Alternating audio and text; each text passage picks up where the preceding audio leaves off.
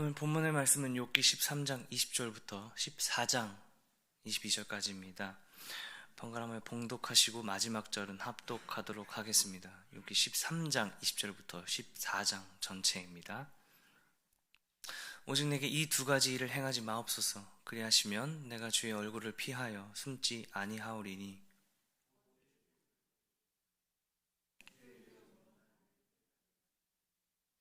그리하시고 주는 나를 부르소서. 내가 대답하리이다. 혹 내게 말씀하게 하옵시고 주는 내게 대답하옵소서.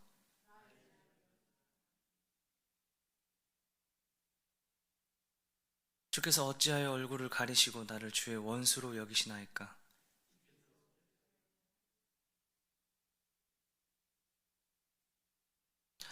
주께서 나를 대적하사 괴로운 일들을 기록하시며 내가 젊었을 때에 지은 죄를 내가 받게 하시오며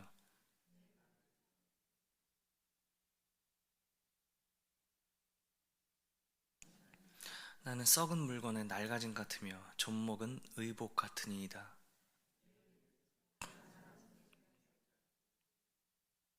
그는 꽃과 같이 자라나서 시들며 그림자같이 지나가며 머물지 아니하거늘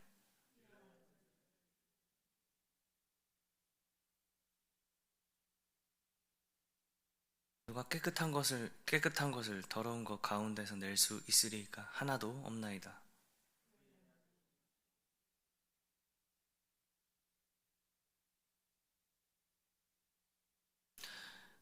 그에게서 눈을 돌이켜 그가 품꾼같이 그의 날을 마칠 때까지 그를 홀로 있게 하옵소서.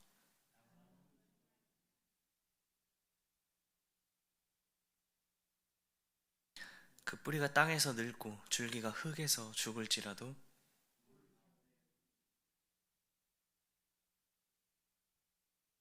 장정이라도 죽으면 소멸되나니 인생이 숨을 거두면 그가 어디 있느냐.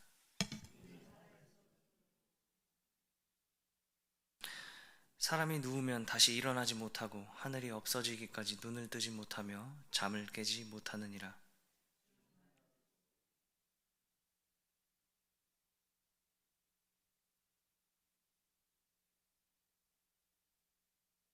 장정이라도 죽으면 어찌 다시 살리이까. 나는 나의 모든 고난의 날 동안을 참으면서 풀려나기를 기다리겠나이다.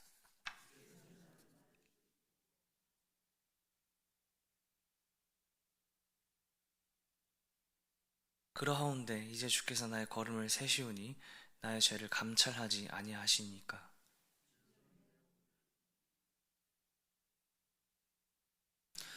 무너지는 산은 반드시 흩어지고 바위는 그 자리에서 옮겨가고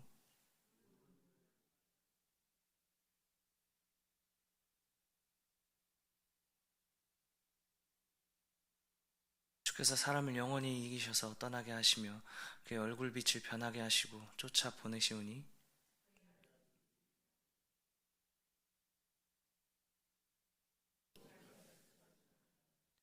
다만 그의 살이 아프고 그의 영혼이 애곡할 뿐이니이다. 아멘.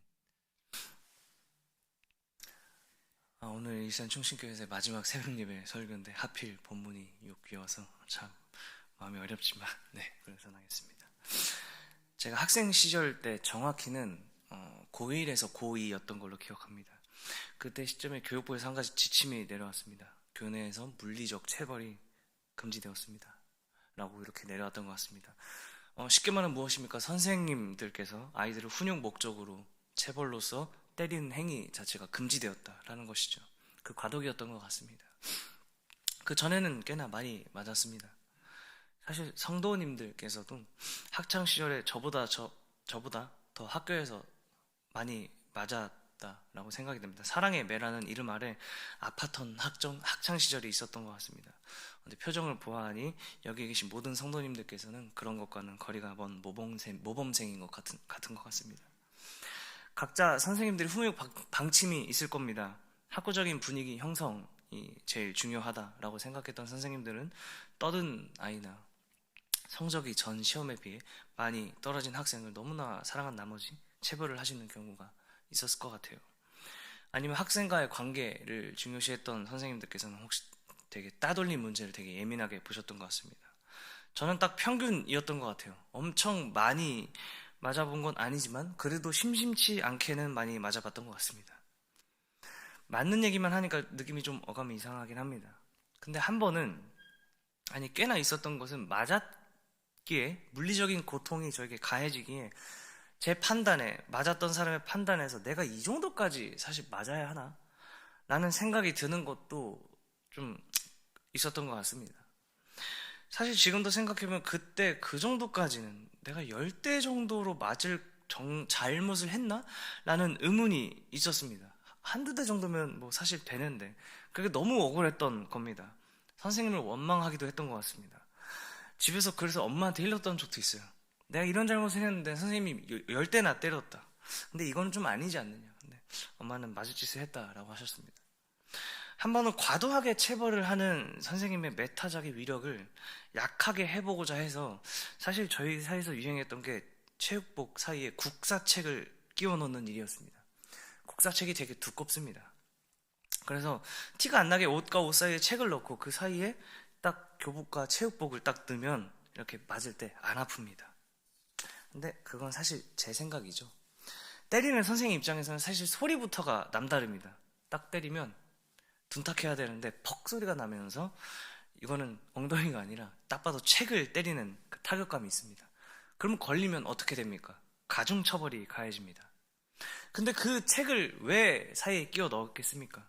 내 판단과 내 생각에는 이 정도까지 크게 맞을 일은 아니지 않나 라는 반발감 혹은 원망감 때문입니다. 사실 엄연히 그것은 제 입장과 제 판단에서 비롯된 생각이었죠. 선생님 입장에서 어떻겠습니까? 그게 큰 잘못일 수도 있습니다. 사실 학생의 생각과 한계, 그 스펙트럼이 솔직히 선생님보다는 깊거나 넓지는 않죠. 당연한 얘기입니다. 오히려 선생님 입장에서는 공부와 더불어 생활과 인격 수양까지 책임져야 되는 학교이기 때문에 교사 입장에서는 사소하지만 얘가 커가면서 이 잘못이 더 커질 수 있다는 거를 어찌 보면 인생의 선배 입장에서 더 잘 알았기 때문에, 그렇기에 이것이 잘못된 것이라는 것을, 방식은 잘못되었지만 체벌이라는 도구로 알려주는 것이었겠구나라는 것을 31살이 되어야 깨달아 봅니다. 오늘 본문의 말씀 가운데 선생님한테 고작 10대 맞은 고통에 비할 수 없는 영속적인 고난의 상황에 놓인 욥이 있죠. 이제 그것을 어찌 보면 좋지 않게 넘어가서 비관하고 원망하는 욥의 모습을 볼 수 있습니다. 그 모습 가운데 욥 스스로가 만들어낸 하나님이라는 이미지, 존재가 있죠. 그리고 그 만들어낸 하나님은 이렇지 않나? 라며 원망하며 탄식하며 더 깊은 원망과 절망의 자리로 나아가는 욥의 모습을 오늘 말씀을 통해 볼 수 있습니다. 그 가운데 저와 여러분의 모습을 돌이켜보기를 소망합니다. 오늘 말씀의 전에는 욥은 어떻습니까? 욥의 친구들은 욥을 정죄하죠. 욥의 친구들이 생각하고 있었던 하나님의 지식과, 그리고 그 하나님의 지식에 근거한 하나님 아래에서의 고난들, 그 모든 지식을 통해서 욥을 정죄합니다. 그리고 생각해보라 하죠. 그리고 욥의 친구는 그 지식을 자기 자신들만 아는 특별한 어떤 것으로 여기면서 지금 눈앞에 고통당하는 친구인 욥을 향해 그 내용으로 말하고 있습니다. 사실 이것은 너무나도 고통 가운데 있는 친구인 욥에게 드름직한 말이 아닌가 동시에, 하나님께서 말씀하셔야 할 말씀에 그 주권을 넘어서 선을 넘었던 말이었기 때문에 맞는 말이라도 욥에게는 너무나도 절망과 화를 불러일으키는 말들 뿐이었습니다. 그런 친구와의 대화 속에서 오늘 말씀이 시작됩니다. 갑자기 장면이 전환됩니다. 이제 그 시선은 하나님을 향하고 있습니다. 하나님과 독대해야 하고 싶었던 것 같습니다. 그 첫 출발은 욥의 절망으로부터 감정의 출발이 시작됩니다. 너무나도 여러분들께서 잘 아실 것입니다. 욥은 지금 자신의 지금 겪는 고난, 아니 사실 고난이라도 말하기도 약하게 느껴질 정도의 연속적인 고난과 아사감을 이어서 이제 자기 자신에게도 미치는 이 절망적인 상황 가운데 욥은 먼저는 절망합니다. 그리고 욥은 자기 자신을 둘러싼 이 모진 고통의 시간에 원인을 찾고자 합니다. 이유를 찾고자 합니다. 만약에 하나님이 내 죄로 인해서 지금 이 고난을 겪게 하신 거냐면 도대체 어떤 죄 때문인지 알게 해달라고 간청합니다. 22절입니다. 혹 내게 말씀하게 하시옵고 주는 내게 대답하옵소서. 하지만 그 다음을 보아하니 그것에 대해서 하나님은 응답하기보다는 약간 침묵하는 것을 볼 수 있는 것 같습니다. 그 무응답 속에서 욥은 또 절망합니다. 그리고 본격적으로 하나님을 원망합니다. 나의 죄악이 얼마나 많으니까 나의 허물과 죄를 내게 알게 하옵소서. 23절의 말씀이죠. 이것은 주님, 제가 죄인입니다. 얼마나 많은 제가 지은 죄가 있겠습니까? 저의 그 허물과 죄를 알려주세요 라는 것처럼, 겸손한 것처럼 보이나 사실은 그 반대에 가깝습니다. 다시 말해서 욥은 지금 이 엄청난 고난의 원인으로 생각될 만한 무게의 죄를 짓지 않다고 생각하는 것 같습니다. 26절이 더 그것을 자세히 설명하고 있습니다. 내가 젊었을 때 지은 죄를 받게 하시며 어렸을 때 지은 죄, 이 욥의 관점에서는 내가 하나님의 사람으로서 이것은 지켜야 해, 이것은 참아야 해, 이것은 죄다라는 판단이라는 영적 성숙이 있기 이전에, 그런 책임을 지기 이전에 지은 죄로 단정 지을 수 있다면 설마 그것이 내 죄라는 것은 죄라는 것이지 않을까라는 것을 하나님 앞에서 어필합니다. 그리고 만약에 하나님께서 그 죄로 인해 내가 지금 이런 고난을 당하고 있는 것이라면 그 죄의 결과의 심판이 지금 내 모습이라면, 내 상황이라면 이것은 너무 아니다, 이것은 부당한 것이지 않겠습니까 하나님? 이라고 탄식하며 원망하는 것입니다. 그런 죄를 하나님이 심판하시려고 마치 하나님이 나의 죄를 지은 노예처럼 아무런 것도 할 수 없도록 하신다, 그렇게 하나님은 나를 지금 간섭한다라고 말하고 있습니다. 죄에 대한 책임을 짊어질 수 없는 어렸을 때 범한 죄를 그나마 지금 욥은 원인으로 생각하고 있고, 그리고 그것 때문에 이렇게 되었다면 사실 욥의 입장에서 그것 또한 너무 억울하고 너무 부당하다라고 탄식하고 있습니다. 이 욥의 심정에서, 그리고 욥이 생각하고, 아니 개인적으로는 욥이 느끼는 하나님, 지금 상태에서의 욥의 하나님은 딱 이렇습니다. 27절의 하반절에 욥의 심정을 잘 대변하는 것 같습니다. 내 발자취를 점검하시나이다. 사실 이렇게 놓고 보면 되게 또 어떻게 보면 겸손한 표현일 수도 있겠습니다. 내 길을 지키시고 이끄시는 고백처럼 보이나 사실은 하나하나 한 걸음 한 걸음 내 잘못, 내 죄들을 하나하나 세시는 분, 그렇게 해서 체크하면서 내 죄를 누적하면서 나를 심판할 건덕지를 찾는 무서운 심판의 하나님이지 않느냐라고 하나님 원망하고 있습니다. 지금 욥의 하나님은 그 하나님입니다. 사실 여기서 욥의 한계성이 어찌 보면 잘 드러나는 대목이라고 볼 수 있겠습니다. 사실 사람의 입장에서 너무나도 이해가 가는 부분입니다. 사실 저번에 본문이 저에게는 욥기서의 처음 부분에 해당하는 부분이었습니다. 그때 나눌 말씀을 준비하면서 사실은 욥기서의 선입견이 그렇듯이 욥의 포커스가 갑니다. 욥이 대단하다, 어떻게 보면 너무 비현실적이지 않느냐? 라는 생각이 느껴지기도 했습니다. 연속되는 사실 고난 가운데 사실 모든 것을 잃어버린 사람이 할 수 있는 옵션들의 생각들을 제쳐두고 제일 먼저 한 행동이 무엇입니까? 이 절망 가운데 고통스러워하면서 엎드리는 예배라니 말이 안 되지 않나? 라는 생각이 들었습니다. 하지만 오늘 욥기서의 이 부분은 약간 어찌 보면 편했습니다. 사역자이기 이전에 인간으로서 이 욥의 심정을 감히 어느 정도는 공감 갔었기 때문입니다. 사실 욥의 한계이자 저의 한계, 그리고 여러분 모두의 한계일 것입니다. 자기 딴에는 내가 이 정도의 고난의 무게를 짊어질 정도로 잘못했나? 하나님 앞에 내가 지금 얼마나 큰 잘못을 했길래 내가 지금 눈앞에 모든 것을 잃고 내가 고통받고 아프고 지금 이러고 있지? 라는 생각이자 한계입니다. 사실 탄식과 원망을 넘어서서 그냥 아예 어찌 보면 내려오는 것처럼 보입니다만, 지금 자신의 지금 신세가 썩은 물건의 낡아짐 같은 정도로 좀먹은 옷 같은 존재 아닙니까 하나님? 제가 이렇죠 뭐, 제가 그 정도입니다. 네, 저는 아무짝에도 쓸모없는 존재입니다 라고까지 감정의 선이 연결됩니다. 이것이 조금 더 확대되어 가면 이제는 아예 인간 자체가 이렇게 될 수밖에 없다는 존재임을 얘기하면서 인간과 인생으로 확대시킵니다.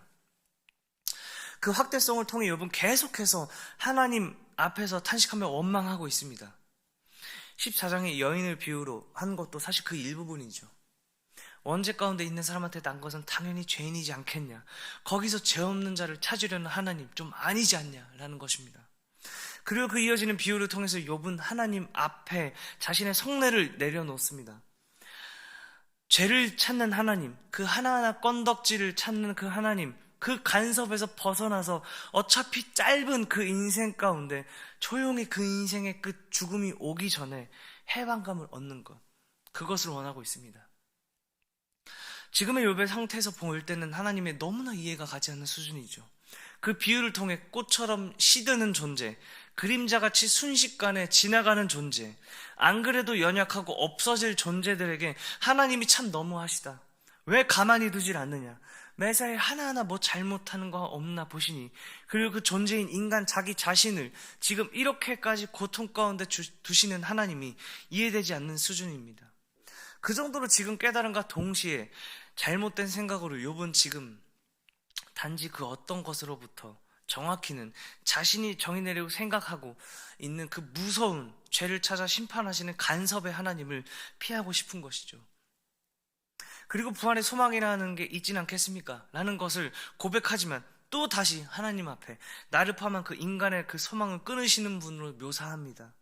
다시 또 절망하죠. 절망, 어찌 보면 소망, 희망, 슬픔, 이 모든 감정을 14장에 걸쳐서 하나님 앞에 쏟아냅니다. 정말 어찌 보면 인간의 경험할 수 있는 감정에 동시에 느껴지는 것입니다. 어찌 보면 감정의 요동침의 절정을 볼 수 있습니다. 이전에 그 친구들의 위로, 그것들을 모두 뿌리치고 하나님을 기다리며 있었지만 그 하나님이 어떤 힘, 어떤 무서움에 의해서 이렇게 절망하고 그 속에 죽음이 있지 않겠냐 하며 오늘의 말씀의 끝을 맺습니다. 이 말씀 가운데 우리가 돌이켜야 할, 생각해봐야 할 것은 무엇입니까? 개인적으로는 내가 생각한 하나님, 내가 만든 그 하나님의 이미지가 있었지 않나 저는 준비하면서 돌이켜봤습니다. 사실 우리 모두가 한계를 가진 연약한 존재입니다. 그렇게 사실은 우리는 하나님을 떠날래야 떠날 수 없는 존재이기도 합니다. 하지만 개인적으로 저의 경우에는 사실 이런 생각을 하는 경우가 꽤나 많았습니다. 바로 이것이죠. 내가 이 정도로 지금 고난 가운데 있지 않아? 내가 지금 이렇게 아픈 것이 맞는가? 내가 지금 나조차고 하는 것이 아닌데 이 힘듦을, 고난을 짊어지는 게 하나님 너무하신 것 아닌가? 라는 것이죠. 그리고 그것은 한 방향을 향하고 있습니다. 사실 방향이라기보다는 날카로운 창에 가깝습니다. 내가 지금 당하는 고난, 힘듦, 인간관계, 나를 둘러싼 이 모든 일련의 문제들, 풀리지 않은 매듭들을 통해 사실 저 또한 하나님께 원망하는 도구로 변질되는 경우가 많았기 때문입니다. 어찌 보면 그래서 비견할 수는 없지만 욥의 이 현실, 원망, 탄식이 공감되는 이유이기도 한 것 같습니다. 사실 그리스도인으로서 사는 것, 그것 자체가 이런 생각을 하게 되는 경우에 빠지기 쉬운 것 같습니다. 사실 저도 그렇죠. 목회자의 자녀로서, 사역자로서 내가 지금 나를 위하는 계획이 아닌데, 내가 하고 싶은 게 아닌데, 사역인데, 내 인생이 그런데 왜 지금 이 힘듦이 있지? 라는 것입니다. 하나님 너무나 억울합니다. 하나님 지금 이 문제를 좀 해결해 주세요. 근데 하나님은 침묵하시는 것 같습니다. 해결이 안 됩니다. 현실은 변하지 않고 오히려 심층해서 더 어려워집니다. 그렇습니다. 저는 더 절망하죠. 그 다음에는 저는 개인적으로 성례를 기도하면서 쏟아내는 편인 것 같습니다. 그 내면은 돌이켜보면 이런 생각이 전제하죠. 하나님은 이런 분이다 라는 제가 만들어낸 하나님의 이미지를 쏟아내고 있습니다. 사실 더 정확하게 말씀드리자면 내 문제, 내 힘듦, 이 고통이라는 내 상황이 만들어낸 하나님이죠. 이 상황에 해결해 주셔야 하는 게 맞는 거 아닌가? 아니 하나님이라면 능치 못하심이 없다라고 하는데 나는 지금 현실이 변하지 않고 너무 힘든데? 라는 거죠. 적어도 이렇게 돼야 되고 적어도 이렇게 흐름에 있어서 하나님이 이거를 빨리 개입해야 돼서 해결해 주셔야 되지 않는가? 왜 현실은 변하지 않지? 너무 아니지 않나요 하나님? 라는 원망입니다. 사실 이 과정에 그것을 놓고 기도하기보다는 그것을 통해 하나님이 어떻게 보실까 라기보다는 사실 그 자체가 너무나 힘들기에 너무나 짜증나고 그거에 잠식되어 버리진 않나 돌이켜봤습니다. 그리고 어느새 그렇다 보면 이 말씀의 욥의 상태처럼 포기한 듯 보이나 오히려 더 절망 가운데 가게 된다라는 것이죠. 내려놓은 것처럼 보이나 사실은 하나님을 향한 원망이 가득합니다. 아, 이게 해결이 안 되었구나. 아, 하나님은 그런 분이신가 보네. 아, 내 잘되는 걸 못 보고 무섭고 조금만 틀어지면, 당신의 방향성에서 조금만 틀어지면 나를 아프게 방향을 뒤틀어 버리시게 하는 분, 억지로 그 길로 끌어가게 하시는 분이 하나님이구나. 조금만 눈에 벗어나면 아프게 해서 고통을 주셔서 원상복귀 시키시는 분이구나 라는 잘못된 하나님을 제 스스로 만들어버린 것이 아닌가 돌이켜보게 된 것 같습니다. 사실 거기서 멈추면 안 되는 것이죠.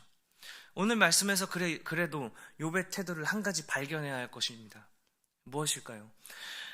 정말 감정의 요동을 치면서 원망을 쏟아내면서 소망의 끈을 잡으며 또 절망으로 갔지만 그것 그대로 욥은 지금 하나님 앞에 절박하게 나아갔다라는 것입니다.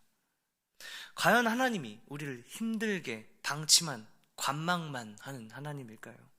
과연 하나님이 그 고통을 침묵하시고 외면만 하시는 분이실까요?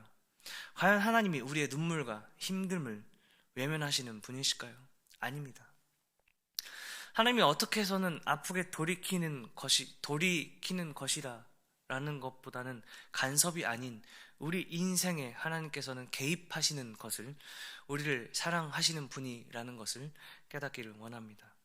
그냥 문제가 해결되는 것으로부터 머물지 않는 것, 그것을 통해 하나님을 보게 되는 것, 그것을 통해 그 아픔과 눈물을 통해 하나님께 더 가까이 나아가게 되는 것, 단지 그것이 몇 수 앞을 해결해 주는 것이 아닌 우리의 모든 것을 간섭하시는 분이 아닌 주관하시고 개입하는 하나님의 마음인 줄 믿습니다.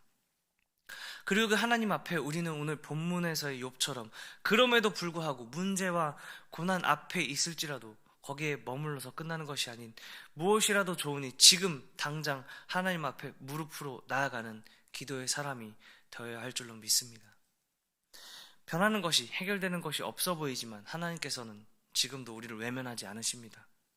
땅을 보며 절망하는 가운데 하나님께서는 옆에서 저와 여러분들의 삶 속에 지금도 개입하시며 동시에 그 힘듦과 눈물을 아시며 같이 동행하십니다. 같이 한숨 쉬시며 같이 눈물 흘리시는 분이십니다. 우리가 절망 가운데 문제에 치여 땅을 보며 고개 숙이기보다 바로 옆에 계신 하나님을 믿음의 눈으로 보는 믿음의 일산총신의 예배 공동체가 될 수 있기를 간절히 소망합니다. 기도하시겠습니다. 주님, 오늘 말씀을 통해 욥의 탄식과 원망을 통해 단지 그냥 벌을 주신 하나님이 아닌 나를 어떻게 해서든 간섭하는 하나님이라는 욥의 고백 가운데 그렇지 않음 또한 알게 하시니 감사합니다. 주님께서 말씀하십니다. 주님께서는 상한 갈대를 꺾지 않으심을, 또한 꺼져가는 등불을 끄지 않으시는 그 하나님을 경험할 수 있도록 우리를 인도하여 주시옵소서. 우리의 고통과 말 못할 어려움, 그 풀리지 않은 매듭의 상황들이 우리를 흔들 수 없다라는 것을, 그것이 하나님의 사랑으로부터 절대 끊어질 수 없다라는 것을 다시 한번 고백합니다. 그 과정 가운데 옆에서 우리를 격려하시고 응원하시는 하나님을 믿음의 눈으로 볼 수 있도록 인도하여 주시옵소서. 그리고 그것들에 잠식되지 않고 그것 자체로 지금의 예배의 자리를 소망하며 나온 것처럼 주님 앞으로 나오는 기도의 사람이 될 수 있도록 주님이 인도하여 주시옵소서. 감사하며 예수님의 이름으로 기도드립니다.